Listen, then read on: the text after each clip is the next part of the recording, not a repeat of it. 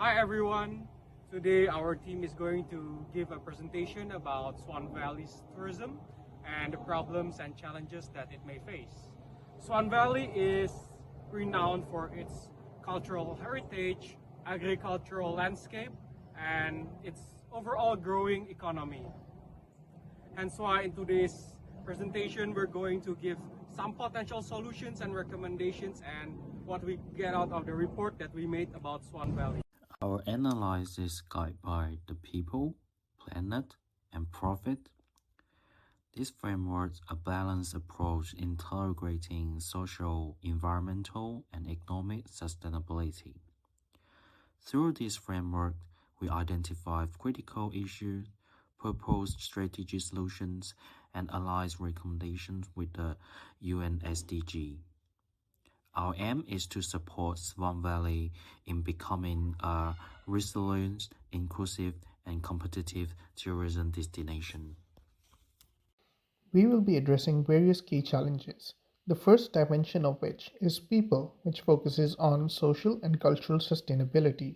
Swan Valley's indigenous heritage forms an essential part of its identity, yet indigenous participation in tourism remains limited.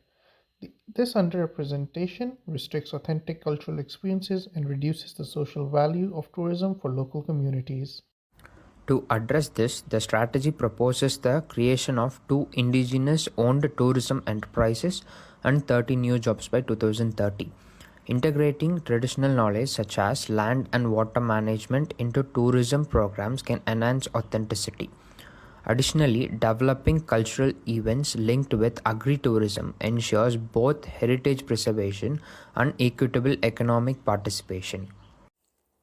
The planet aspect examines Swan Valley's environmental sustainability.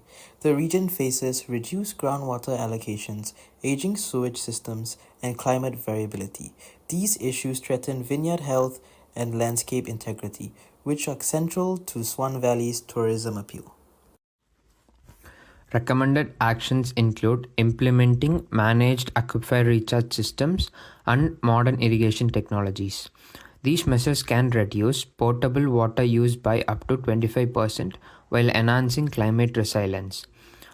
Further, indigenous-led river rehabilitation projects will restore ecosystems and create opportunities for eco-culture tourism experiences.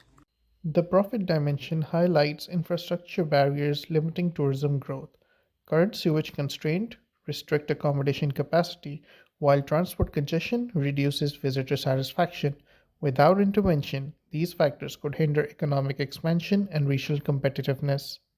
The strategies recommends a staged sewerage expansion, prioritizing high potential tourism clusters supported by transportation upgrades. The key actions for these upgrades would include junction improvements, new pedestrian pathways, and 10 kilometers of cycle roads at Swan Valley. Together, these upgrades enhances visitors' access, supports local businesses, and stimulate long-term economic resilience.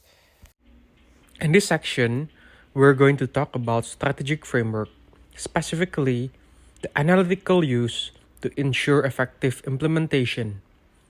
The plan integrates several strategic frameworks. The first strategic framework is Porter's value chain.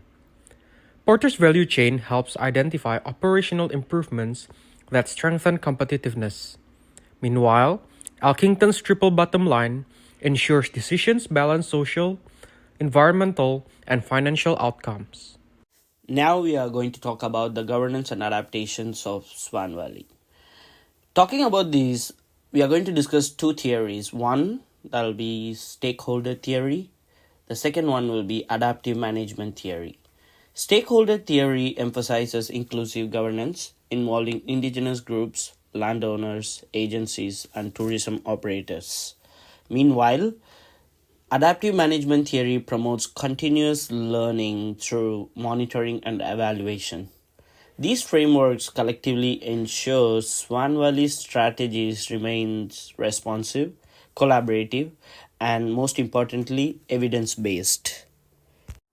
In summary, sustainable tourism in the Swan Valley requires integrated action across people, planet, and profit.